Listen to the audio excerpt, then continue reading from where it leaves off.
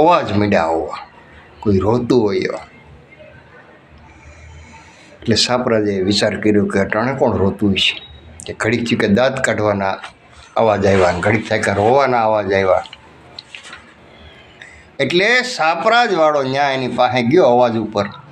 ત્યાં બે સ્ત્રીઓ હતી, એમાં એક રોતી હતી ને એક દાંત કાઢતી હતી. એટલે સાપરાજે તલવાર કાઢીને કીધું, કોણ છો, હું કામે રોવો છો ને તમે શું કામ દાંત કાઢો છો? ત્યારે એણે કીધું કે અમે ઇન્દ્રની અપસરા થઈએ અને આ રોવે છે એટલા માટે કે જે એના લગ્ન એની હારે થવાના છે ને એ પહેલાં મરી જવાનો છે, અને હું દાંત એટલા માટે કાઢું છું કે એના ઘરવાળા પછી મારો ઘરવાળો મરશે, મારે તારી હારે લગ્ન કરવાના છે અને અમે ઇન્દ્રની અપસરાઓ છે. સાપરાજ કે વાત સાચી છે, જે કાંઈ હોય તે, પણ હવે યુદ્ધના મંડાણ થઈ ગયા છે, હવે મોસીને કંઈ હોપવાનો થતો નથી, પણ અમારે સવારે યુદ્ધ થાય 100% છે. ત્યારે ઇન્દ્રની અપસરાએ બેએ કીધું કે તમે એક કામ કરો, જે ઢોલી છે ને એ ઢોલી મરશે ને તો જ તમે મરશો, એટલે ઢોલીને તમે ન મરવા જોઈએ, એટલે તમારું મોત થવાનું નથી. એટલે સાપરાજ આવ્યો ઘેરે અને વાત કરી કે બીજો આપણો ઢોલી છે એને આ યુદ્ધમાં જવાનું નથી, એને એવી જગ્યાએ તમે છુપાવી દો, એને સુરક્ષિત રાખવાનો છે. એટલે બધાએ જે એના જે નીચેની સૈન્ય હતું એણે કીધું કે ભાઈ એ ઢોલ નહીં વગાડે ક્યાં સુધી અમને આમ હુરાતન નહીં ચડે,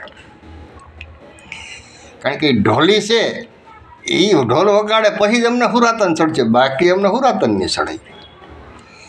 કર ઘર તલવારમ કમર કટારમ થઈ અસવારમ વિકરાળમ ટીપુ સહારમ મારા મારમ હાહાકારમ હોકારમ ભડવીરો જાગો કાયર ભાગો રણ ઘેલા થઈ તમે રણે ચડો નિંદર ત્યાગો સમર સુહાગો મોત માગો પ્રણય પડો ભાઈ મોત માગો પ્રણય પડો. કારણ કે હવે નાનું ખોબા જેવું છે, સીધું મરવા જ જવાનું છે, એમાં બીજી વાત નથી. એટલે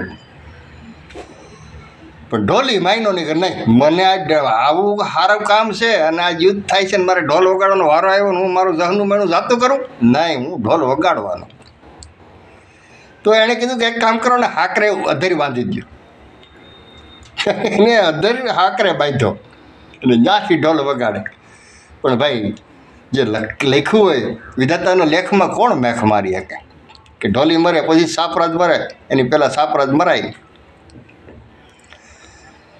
પણ ઢોલીભાઈ ઉપર હાકરે જાડી હાથીઓની હાકરે બાંધેલો, ઢોલ વગાડે ને હુરાતન ચીડ્યું ને બાકાજીક મેડી બોલવા.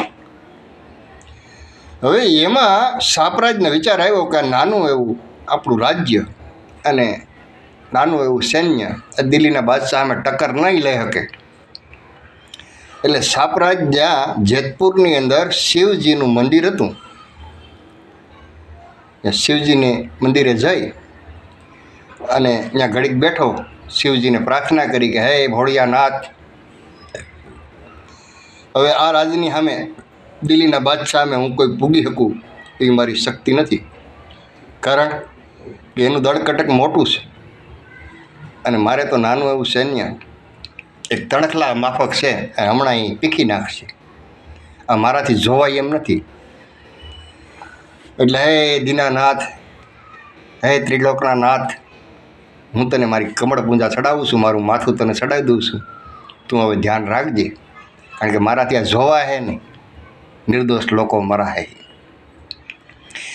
એ શિવ મંદિરે જાય અને સાપરાજવાળાએ એનું મસ્તક તલવારથી કાપીને શિવને ચડાવી દીધું. જેતપુરની અંદર શિવ મંદિર છે ત્યાં, અને આમ મસ્તક હેઠું પીડ્યું અને સાતીએ બે આંખું ફૂટ્યો. છાતીમાં બે આંખું ફૂટીને ત્યાંથી જે ધડ હતું એ તલવાર લઈ અને યુદ્ધના મેદાનમાં ગયું. પછી તો એને યુદ્ધ કર્યું છે કે દિલ્હીના બાદશાહના હાકા છૂટાડી દીધા, ધડકટકનું કસર ગાણ કાઢી નાખ્યું. પછી તો એના સામે હાથી મોકલે ને હાથીને કાપી નાખે, ઘોડા મોકલે ઘોડાને કાપી નાખે. માણસ તો પછી જાતું નહોતું દિલ્હીના બાદશાહ, હાથીઓને મોકલે, ઘોડાને મોકલે, પણ એ ધડ છે એ એવું રણે ચડ્યું કે હાથી આવે તો હાથીને કાપી નાખે, ઘોડા આવે તો ઘોડાને કાપી નાખે, માણસ આવે તો માણાને કાપી નાખે, કોઈ નથી. હવે રણચંડીનું રૂપ લઈ લીધું અને માથા વગરનું, સાતી આંખ ફૂટી અને ભાઈ બે હાથોમાં તલવાર, અને બે હાથોમાં તલવાર લઈને રણે ચડ્યો સાપરાજ વાળો. દિલ્હીના બાદશાહને પરસેવો મળ્યો ઓળખ, એટલું બધું આ શું છે? આપણું દડકટક 50% દડકટક તો સાફ કરી નાખ્યું સાપરાજે. હાથી ઘોડા માણસોનો વિનાશ કરી નાખ્યો અને મળ્યું પાછળ હટવા દિલ્હીનું દડકટક. ક્યાં જેતપુર અને ક્યાં લાઠી, લાઠી સુધી દડકટકને પાછું ખસેડ્યું અને હાવ સાફ કરી નાખ્યું. અને પછી તો ભાઈ લોકો સમજી જાય ને કે ભાઈ આ જે માનું તો માથું તો નથી, માથું તો કાપી નાખ્યું છે, પણ સાતથી આંખું પૂટીને બે હાથે તલવાર બધાને કાપી નાખે છે. આ છે હું પછી તો જે માણસ કે ને કે ભાઈ મરતા ક્યાં નહીં કરતા.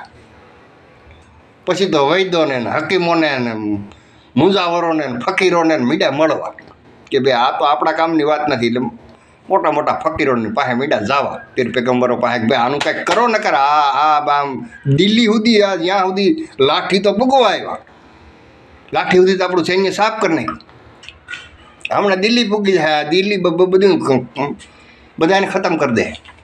આ કોઈ વાત નહીં, તોપોમાં ન થાય, તો તોપો મેલે તો કાંઈ ન થાય. હાથી જાય તો હાથીને કાપી નાખે, માણસ જાય તો માણાને કાપી નાખે, ઘોડા જાય તો ઘોડાને કાપી નાખે. અને મારવો કઈ રીતે? આ જેતપુરથી સેટિંગ લાઠી સુધી આ ધડ લડતું આવે છે અને બે હાથોમાં તલવાર છે ને આપણું કોઈ સૈન્યની કારી ફાવતી નથી, કોઈ તોપની કારી ફાવતી નથી.